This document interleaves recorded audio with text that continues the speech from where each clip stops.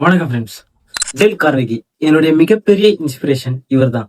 அமெரிக்காவோட தலைச்சிறந்த ஊக்குவிப்பு பேச்சாளரும் சிறந்த ஒரு எழுத்தாளருமான இவருடைய கதைகளை படிக்கும் போது வாழ்க்கையில எந்த ஒரு துன்பம் வந்தாலும் அதை தாங்கிக்கிற அளவுக்கு நமக்கு ஒரு மோட்டிவேஷன் ஒண்ணு வரும்.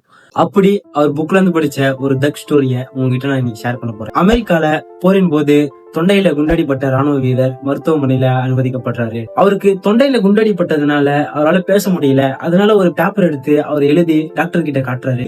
நான் உயிர் பிழைத்து விடுவேனா அப்படின்னு சொல்லி அவர் எழுதுறாரு. அதுக்கு டாக்டர் நீங்க பிழைச்சிப்பீங்க அப்படின்னு சொல்றாரு. திரும்ப அவர் எழுதுறாரு, என்னால் மீண்டும் பழையபடி பேச முடியுமா அப்படின்னு.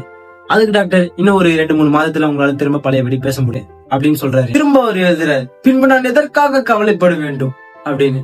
பின்பு அவர் எதற்காக கவலைப்பட வேண்டும்? இதே கேள்வியை நம்ம வாழ்க்கையில நம்ம கேட்டுக்கும் போது பதில் சிம்பிளா தான் வரும். ஆனா நம்மளால அழுது புலமாவும் இருக்க முடியாது.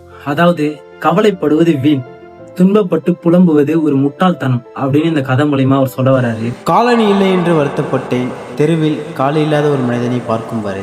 எவன் ஒருத்தன் தான் கிட்ட இருக்கிற பிளெஸிங்ஸ ரசிச்சு வாழ்க்கையை அனுபவிக்கிறானோ அவன் தான் ஒரு உண்மையான மனிதன் அப்படின்னு இவர் சொல்றாரு. எதிர இருக்க ஒரு ரோஜா பூவை பார்த்து நம்ம ரசிக்காம எங்கேயோ ஒரு இடத்துல இருக்க ரோஜா தோட்டத்தை நம்ம கனவு கண்டுட்டு இருக்கோம். உங்க வாழ்க்கையில நிம்மதியா அர்த்தமுள்ள ஒரு வாழ்க்கையை வாழணும்னா இவர் புக்கை வாங்கி படிங்க. உங்களுடைய ஈவினிங் ப்ராசஸ்க்கு நான் கேரண்டி.